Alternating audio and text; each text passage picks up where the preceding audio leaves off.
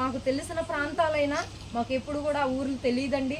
మేము విజయవాడ వచ్చేసి 20 సంవత్సరాలు పైబడి అవుతుంది, 20 సంవత్సరాలు అవుతుంది. అప్పుడు మాకు ఆ ఊర్లు సరిగ్గా తెలియదు, ఆ విధానం తెలియదు. అయినా కూడా దేవుడు ఊరి పేర్లతో సహా కూడా చెప్పి, ఆ నెలతో సహా చెప్పి, ఆ తారీఖులతో సహా చెప్పి ఆ ప్రాంతాలకు వెళ్ళమంటున్నారు. దేవుడి కృపను బట్టి మేము ఎటు తొట్టిల్లిపోయే వారంగా కాకుండా, గర్వించే వారంగా కాకుండా ఆ పరిచర్ల విషయంలో ప్రార్థన చేయండి.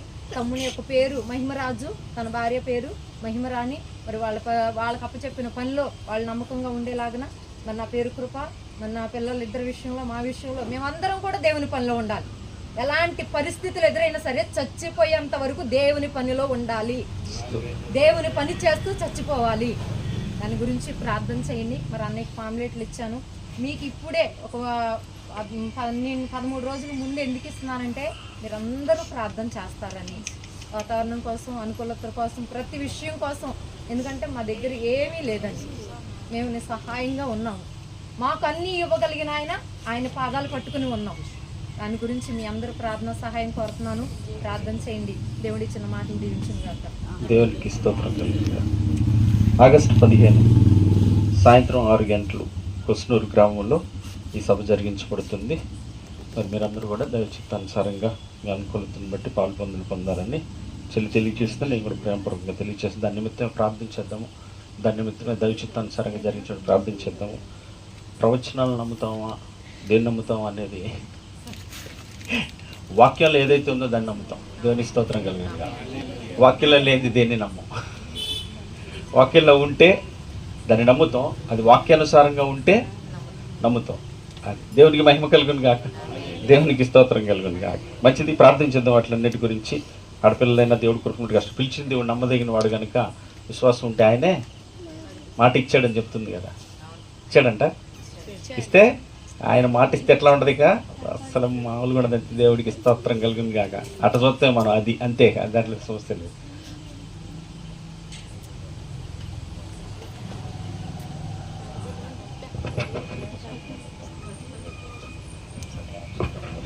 Praise lord. అయ్యో లేదు, అన్నయ్య కొంచెం దాతృత్వంగా మాట్లాడుతుంటే కొన్ని విషయాలు తెలియజేస్తున్నాను. దేవుడితో ప్రార్థన చేసుకుని చివరి ప్రార్థన చేసుకుని ముగించుకుందాం. ఈరోజు స్నాక్స్ కూడా చాలా ఎక్కువ, అందుకే కొంచెం ఎక్కువ టైం తీసుకున్నాను. అమ్మా వర్మ బర్త్డే, దేవునికి స్తోత్రం కలుగును గాక. Very good, very good. చిన్న ప్రేయర్ చేసి ముగించేసి స్టార్ట్ చేద్దాం. ఓకే, కళ్ళు మూసుకొని ప్రార్థన చేద్దాము. తమ్ముడు బర్త్డే అంటే చాలా సంతోషం. చివరి ప్రేయర్లను జ్ఞాపకం చేశాడు ఈయన. మంచిది, ప్రార్థన చేద్దాం. పరిశుద్ధుడును ప్రేమమయుడైన తండ్రి, నీ అత్యంతమైన ప్రేమను బట్టి, నీ కృపా కనికరలు బట్టి ఈ వారం, ఈ దినం ఈ రీతిగా నాయన నీ సన్నిధిలో చేరుకొని నిన్ను స్తుతించి ఆరాధించడానికి, నీ వాక్యాన్ని ధ్యానించి మాకు ఇచ్చినటువంటి గొప్ప సమయంలో నిండు మనసుతో కృతజ్ఞతలు చెల్లిస్తున్నాను నాయన.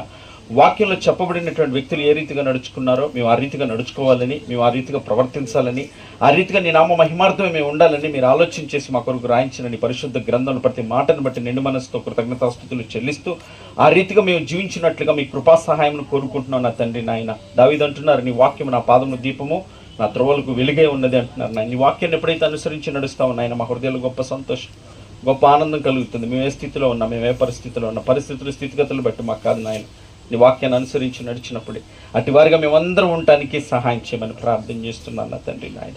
అయ్యా, ప్రతి బిడ్డను మీ పాదాలు చెంత పెడుతున్నాను నాయన తండ్రి నాయన. ప్రతి కుమారుని ఆయన నెలకన్నవాడి నా తండ్రి నాయన, ప్రేమించేవాడి అయ్యా, నీ చిత్తానుసారంగా జీవించేవారిగా ఉండటానికి కృప చూపించండి నా తండ్రి నాయన. ప్రతి కుమార్తె నా తండ్రి అన్న వల్లే నా తండ్రి బిడ్డలు పెంచే విషయంలో తండ్రి నాయన, బిడ్డల బాధ్యత నీ చిత్తం ఏదైనా గ్రహించి నీ చిత్తానుసారంగా పెంచే కృప దయచేయమని ప్రార్థన చేస్తున్నాను ఆయన. నీకే స్తోత్రాలు వందనం. వాక్యం తిని దాసుని కుటుంబాన్ని కూడా బలపరిచి నీ చిత్తానుసారంగా నీ నామ మహిమ ధరికి నడిపించమని ప్రార్థన చేస్తున్నాను. ఇక నాయన చెల్లి కృపను బట్టి స్తోత్రాలు.